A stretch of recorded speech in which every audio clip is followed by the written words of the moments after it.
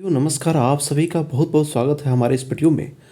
दोस्तों, कल के इस वीडियो में जो ये सीरीज चल रहा था राग परिचय का चारों भागों का निचोड़ मैं जो चला रहा हूँ, वो उसमें इस वीडियो को जोड़ते हुए दोस्तों, ये केवल राग परिचय का ही ये निचोड़ नहीं है। आप इसमें देख रहे होंगे हमारे कंटेंट को पढ़ करके, आप देख रहे होंगे स्क्रीन पे मैं इसको खुद रिसर्च करके मैं अपने हाथों से इसको बनाया हूँ। आप सभी के लिए एक एक चीज़ों को सम्मानित किया हूँ इसमें, जो आपके बीपीएससी और स्टेट या अन्य भी तरह के जो टीजीटी पीजीटी के आपको शिक्षक बनाने में मदद दे सके, उसको ध्यान में रखते हुए इसकी रचना किया गया है। मतलब कि इसको मैं लिखा हूँ, ठीक है।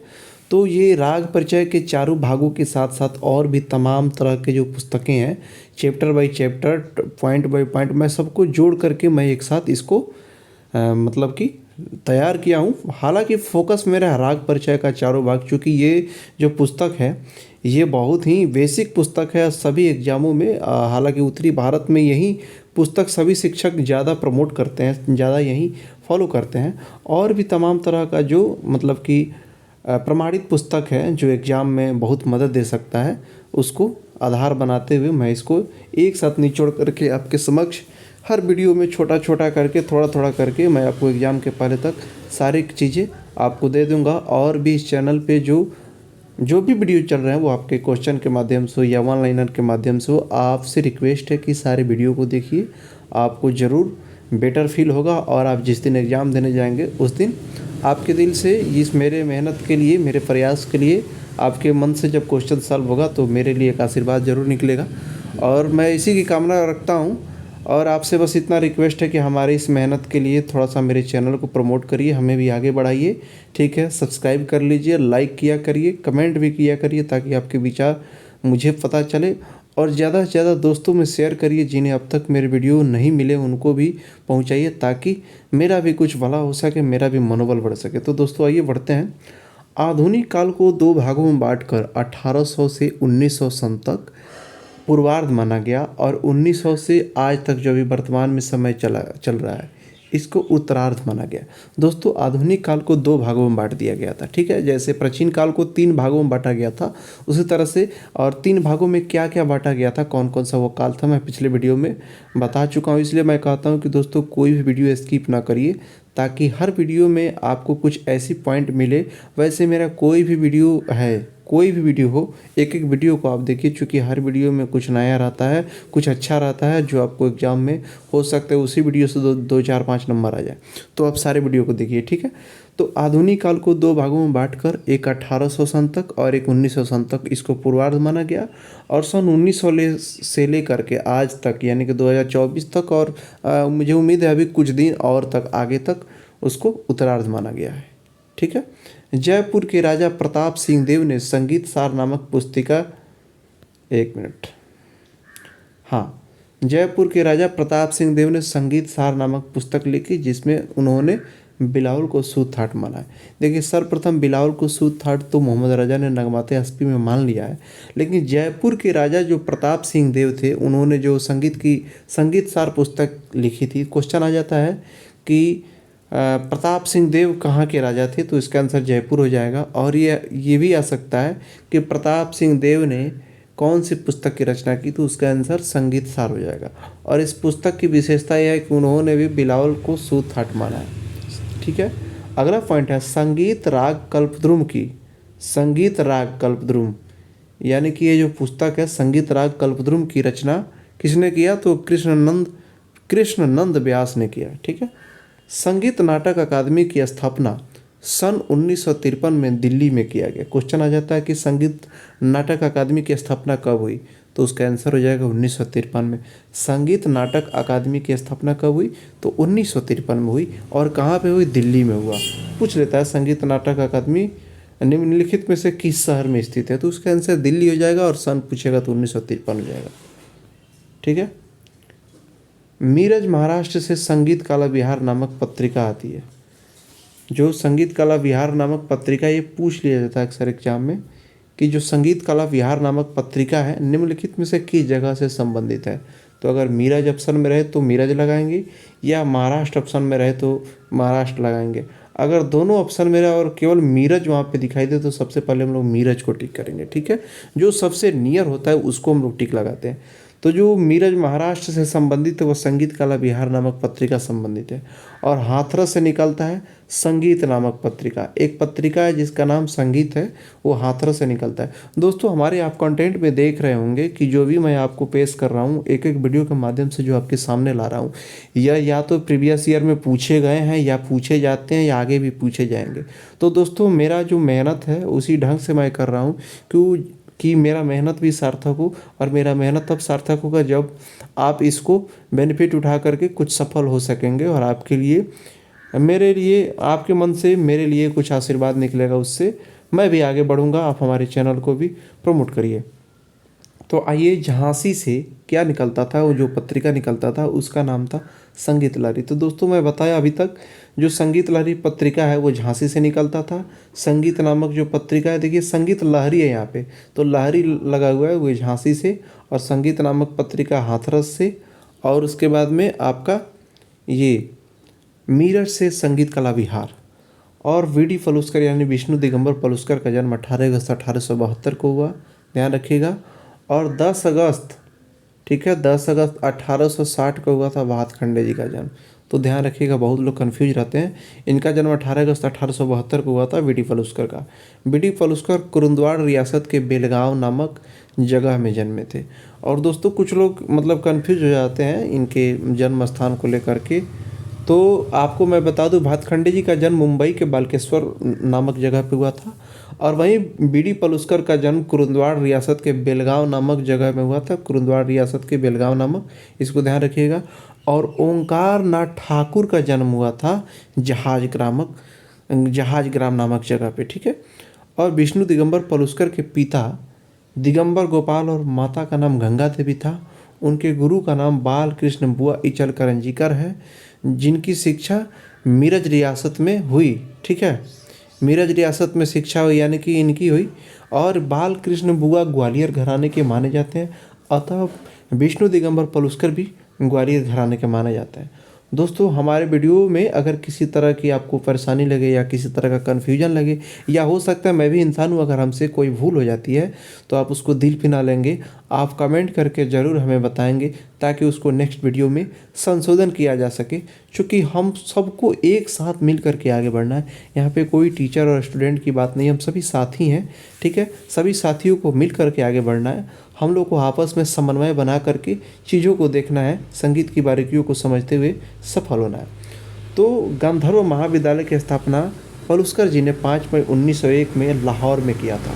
यह जाता है गांधर्व महाविद्यालय की स्थापना निम्नलिखित में से किसने किया था, तो 5 मई 1901 को लाहौर में किया था, ठीक है। 1908 में गांधर्व महाविद्यालय की दूसरी शाखा मुंबई में खुली गई। और पलुस्कर जी के द्वारा रचित ग्रंथ, देखिए पलुस्कर जी का जो ग्रंथ है ये अक्सर पूछ लिया जाता है कि संगीत बाल प्रकाश, संगीत बाल बोध, राग प्रवेश, जो राग प्रवेश 20 भागों में, संगीत शिक्षक, महिला संगीत, ये निम्नलिखित में से किनके द्वारा निकाले गए।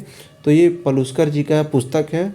और कुछ समय तक एक पत्रिका भी निकाले जिसका नाम था संगीतामृत प्रवाह, यानी कि संगीतामृत प्रवाह एक पत्रिका आता था, उसको विष्णु दिगंबर पलुस्कर जी निकालते थे, ठीक है, उनके द्वारा आती थी। और उनका जो पुस्तक था मैं ऊपर बता दिया, संगीत बाल प्रकाश, संगीत बाल प्रकाश बाल बोध राग प्रवेश जो 20 भागों में था, संगीत शिक्षक, महिला संगीत, ठीक है, ये चीज़ें मैं बता दिया। दोस्तों आप देख रहे होंगे मैं बहुत ही दिल से आपके लिए नोट्स बनाता हूँ, एक एक चीज़ों को मैं समाहित करने की कोशिश करता हूँ जो आपके एग्ज़ाम में पूछे जा सकते हैं। तो आप निश्चिंत होकर के सारी वीडियो को देखिए, मैं इसमें कुछ भी छोड़ने का प्रयास नहीं किया हूँ। हमारे वीडियो के माध्यम से जो चीज़ें भी, अगर कोई चीज़ छूट भी जाती है, जब भी मुझे ध्यान में आता है मैं उसको ज़रूर मतलब अपने वीडियो में मेंशन कर देता हूं। और आपको मैं भरोसा दिलाता हूं कि अगर आपका साथ ऐसा ही बना रहा, हमारे चैनल को आप ऐसा ही साथ देते रहे, आगे बढ़ाते रहे, तो आपको एग्ज़ाम के पहले तक मैं इतना शानदार कंटेंट दे सकूँगा कि आप एग्ज़ाम केवल पास ही नहीं हो सकते हैं, एक अच्छे जानकार बन सकते हैं और अच्छा नंबर ला सकते हैं। यही मेरा प्रयास है, ठीक है। और पलुस्कर जी की मृत्यु कब हुई थी देख रहे होंगे आप, यहाँ पे क्या लिखा हुआ है, 21 अगस्त 1931 को पलुस्कर जी की मृत्यु हुई थी। और उनकी जन्म, दोस्तों बड़ी दिलचस्प बात यहाँ पे आपको दिख रहा होगा कि 18 अगस्त, यानी कि अगस्त में ही उनका जन्म हुआ और अगस्त में ही उनकी मृत्यु हो गई। तो ये पॉइंट रखने की एक तरह का थॉट हो गया, ये आपको याद रखने के लिए। 18 अगस्त 1872 में उनकी जन्म हुई और 21 अगस्त 1931 को उनकी मतलब मौत हो गई थी। पलुस्कर जी के पुत्र का नाम क्या था? तो दत्तात्रेय विष्णु पलुस्कर था, जिनका मृत्यु 1955 हो गया था। ठीक है, इनके जन्म का स्रोत मुझे नहीं मिला, ढूंढने की प्रयास किया। हालांकि अगर बाई द वे मिलता है तो मैं उसको भी मेंशन कर दूंगा। ठीक है। बी.एन. भातखंडे का जन्म 10 अगस्त 1860 को महाराष्ट्र के बालकेश्वर में हुआ। ये चीज़ मैं आपको बता दिया। भातखंडे जी ने सितार की शिक्षा सेठ बल्लभ दास से लिया। पूछ लिया जाता है कि भातखंडे जी ने सितार की शिक्षा किन से लिया। ठीक है, तो आपको सेठ बल्लभ दास याद रखना है। तो दोस्तों अगला पॉइंट हम लोग देखते हैं। अगला पॉइंट हम लोग का, भातखंडे जी ने गायन की शिक्षा गुरु राव जी बुआ बेलवातकर, ठीक है, जयपुर के मोहम्मद अली खां, ग्वालियर के पंडित एकनाथ, रामपुर के कलवे अली खां से मतलब कि लिया था। तो दोस्तों भातखंडे जी के घराने के बारे में कुछ लोग रामपुर बोलते हैं, कुछ लोग जयपुर बोलते हैं। अब यहाँ पे मैं आपको बोला भी था, पहले भी कुछ वीडियो में बता चुका हूँ। कुछ दोस्तों संगीत के कुछ कंटेंट को देख करके जैसे कि हमारे वीडियो पे भी कमेंट आया था, तो कुछ लोगों को ये कन्फ्यूजन हो जाता है कि हो सकता है कि मेरे द्वारा गलत कंटेंट दिखाया जा रहा है। दोस्तों ऐसा कुछ नहीं है। संगीत के जितने भी शिक्षक हैं इसको लेकर के बहुत ही परेशान रहते हैं, चूँकि जानते हैं आप लोग को भी परेशानी होती होगी, चूँकि संगीत का अलग अलग पुस्तक अलग अलग मतभेद पैदा कर देता है। किसी पुस्तक में कुछ, किसी पुस्तक में कुछ। ठीक है, तो इस पे बहुत डिपेंड करता है कि बोर्ड आंसर क्या मानता है। ये बोर्ड के ऊपर भी है, एग्जामिनर क्वेश्चन किस बुक को फॉलो करके बनाए हैं, उनको कैसा कंटेंट मिला, वो कैसा मतलब कि ये रखे हैं। तो कंटेंट देखिए लगभग जैसे कि मान लीजिए स्वर के बारे में ना सारी बुक में सेम रहेगा। अब 7 स्वर हैं शुद्ध और 5 विकृत स्वर, ये तो सब में सेम रहता है।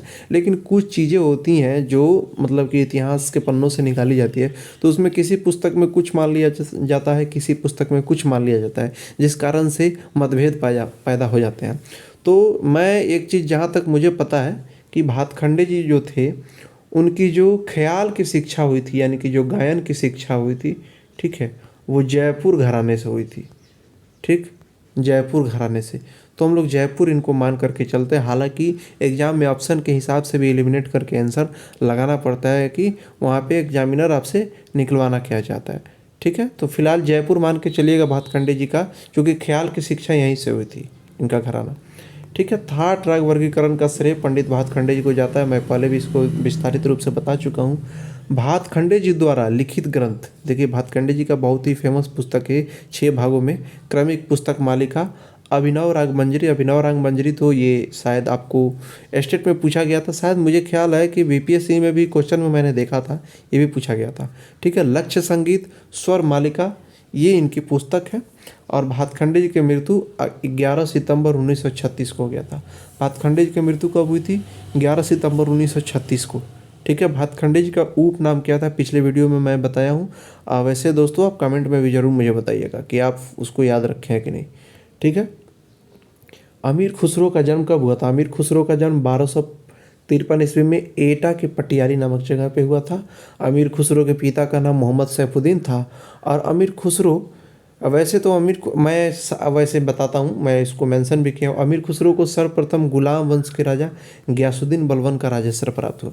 देखिए अमीर खुसरो अलाउद्दीन खिलजी के दरबारी गायक थे, ये बात सत्य है। लेकिन सबसे पहले उनको अगर किसी का राजस्व प्राप्त हुआ था तो गुलाम वंश के राजा एक गयासुद्दीन बलबन थे, उन्हीं का राजस्व प्राप्त हुआ था। सबसे पहले यहीं गयासुद्दीन बलबन का मतलब राजस्व प्राप्त हुआ था।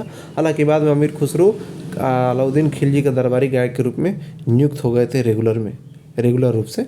ठीक है, तो खुसरो ने गोपाल नायक को छल से हराया था। ये घटना है जो आप सभी पढ़े होंगे किसी न किसी पुस्तक में।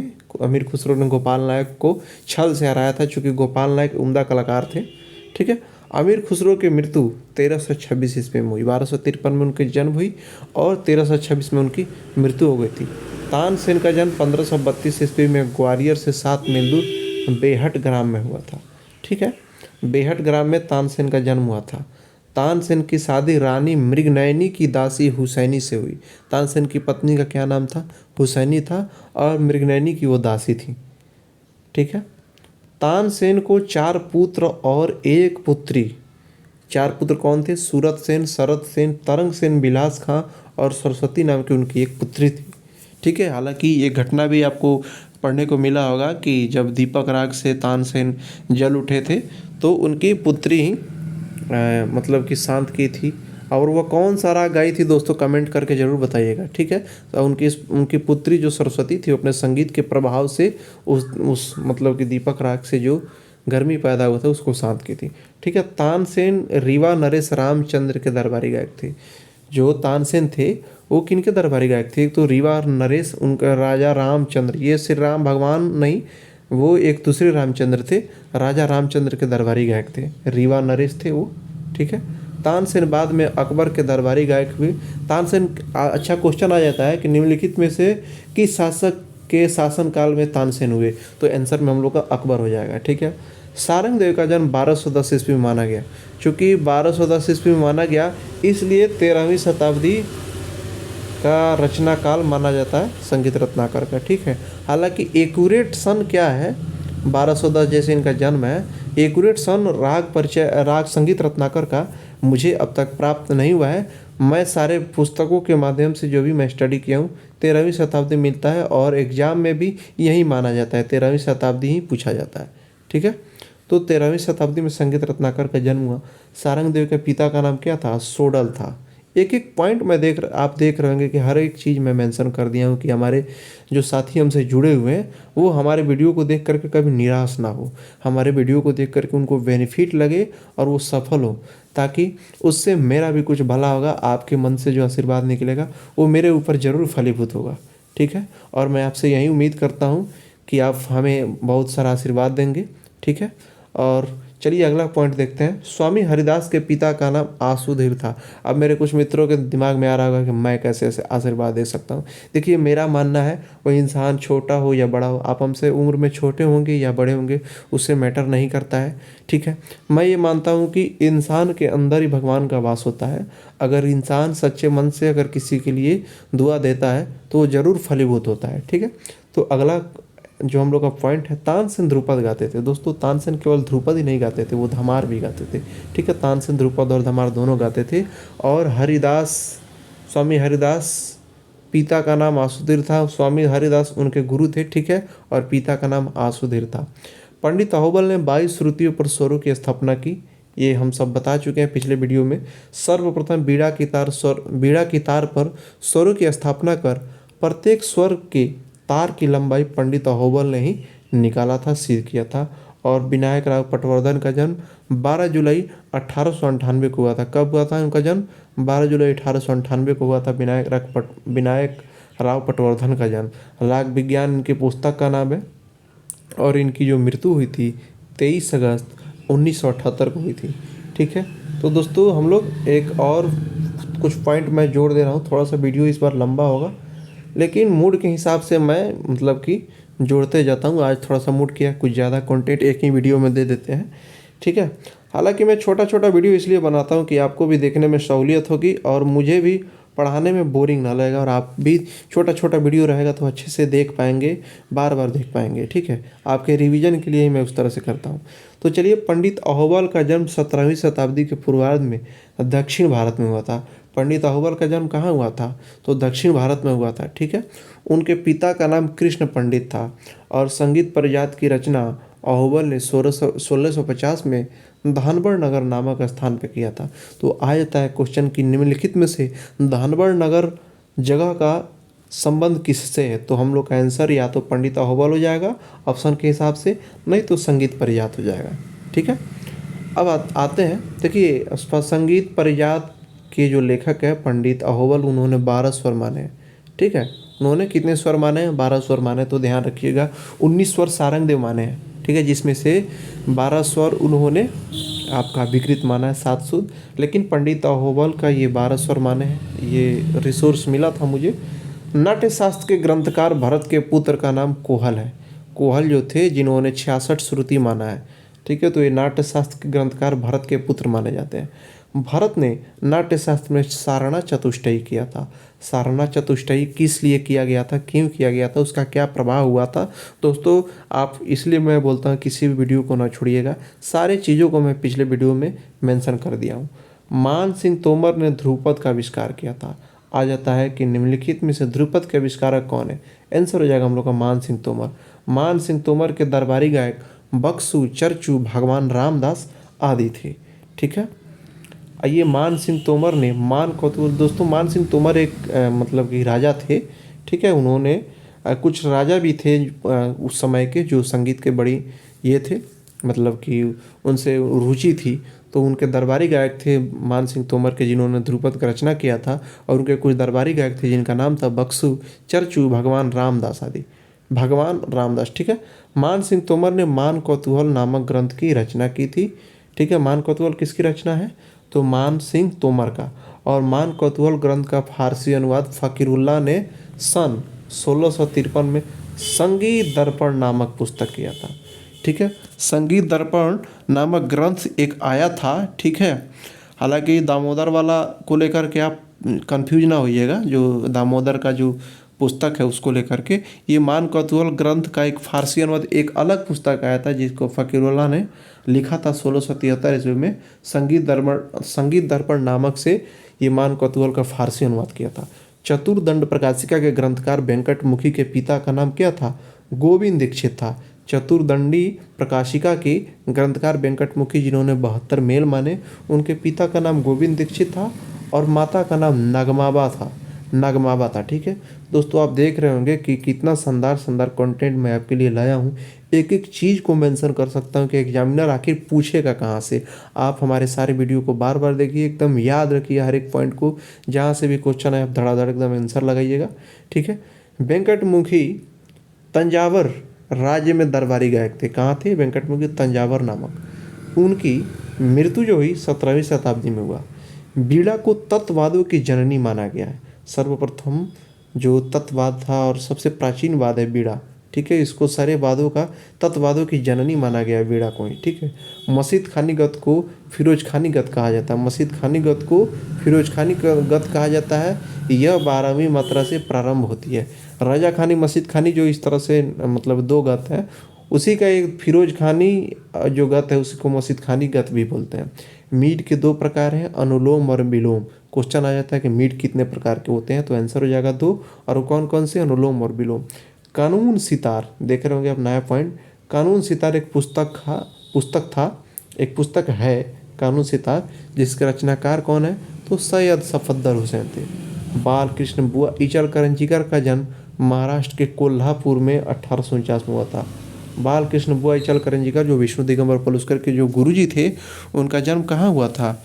ठीक है। तो यही मेंशन किया गया, महाराष्ट्र के कोल्हापुर में 1849 में हुआ था। ठीक है।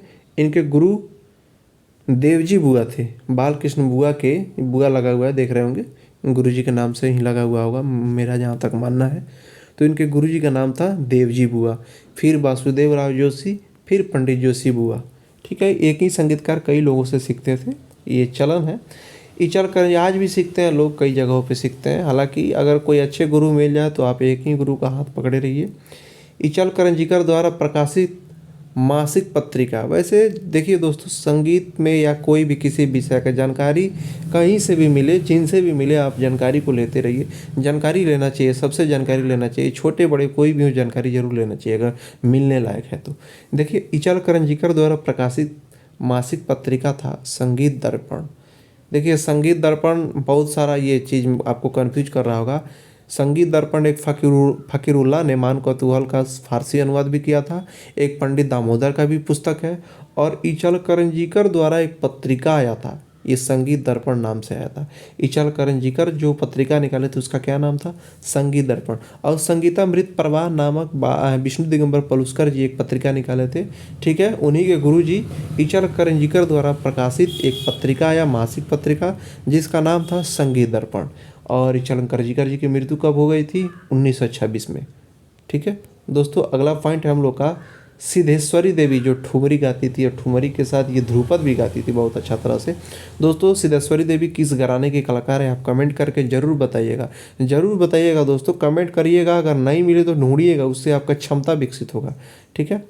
आपका जो कंसेप्ट होगा बिल्डअप होगा। इसलिए मैं कमेंट करने के लिए बोलता हूँ, याद रहती है कमेंट करने से, चीज़ें लिखते हैं तो याद रहती है। अगर आप, मैं बोलता हूँ कमेंट करने के लिए लिखते हैं, अगर नहीं मिलता है तो ढूंढिएगा ना, उससे आपको भी बेनिफिट होगा, कंसेप्ट बनेगा और कमेंट में आएगा तो कुछ दोस्तों को भी जानकारी हो जाएगी। ठीक है।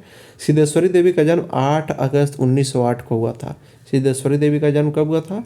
8 अगस्त 1908 को हुआ। ये आपका ठुमरी भी गाती थी और ध्रुपद भी गाती थी। उनकी गुरु इनकी मौसी ही थी, राजेश्वरी देवी थी जो इनकी मौसी थी, वहीं उनकी गुरु थी। और सिद्धेश्वरी देवी की मृत्यु हो गई 18 मार्च 1977 को।